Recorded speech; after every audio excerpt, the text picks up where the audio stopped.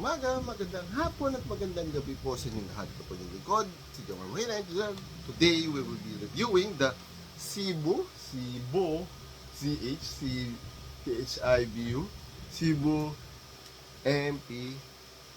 MP7, yes, the MP97. This is one of the first units that I have. That is, I didn't have an airsoft equivalent. So this is totally new for me.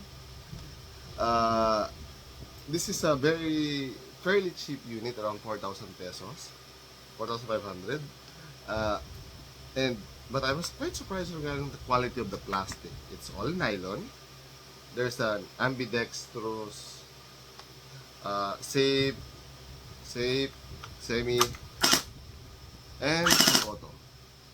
It has a quick detach barrel. You can call it a pros or a cons. It has a metal barrel that has a 40mm counterclockwise thread, and I think this is a con. The battery compartment is located here in the front. You really need to remove this. This first. Then remove this, and the battery is there. So the battery compartment is fairly limited. The outer barrel is metal, so that's a plus. And it's a snap-on. And it has a retractable forward grip, not retractable, folding grip that is locked. So it's amazing. And last but not the least,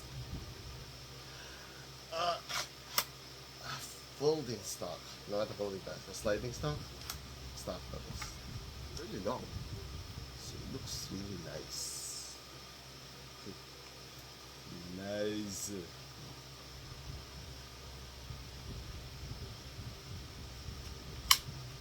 I don't know what this button should do in the real gun, but it's not non-functioning. Oh, the magazine prime is also located here in the charging handle, so it's nice. Also an ambidextrous magazine release. It has a small magazine. I don't know what's the capacity, but it's fairly small. What else?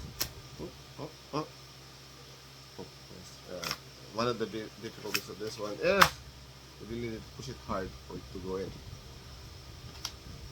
It has also plastic flip-up sights. This looks nice because it looks like a pistolized sight. See? But if you flip it up, it's standard sight.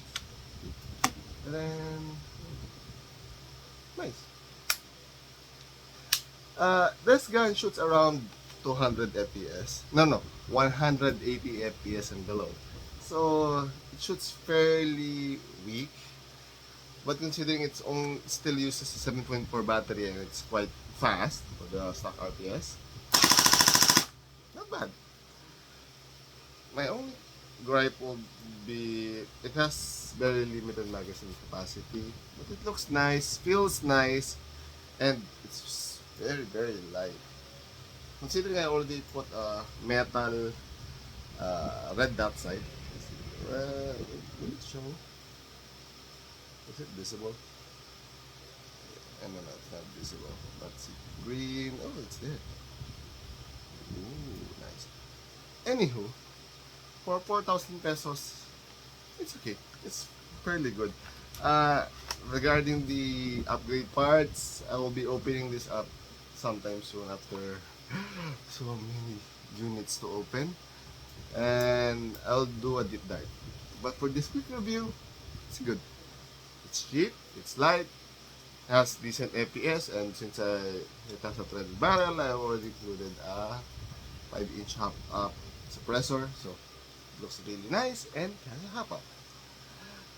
If you have any questions, just put it down in the comment section and I'll answer it as soon as possible. Hanggang sa muli, paalam!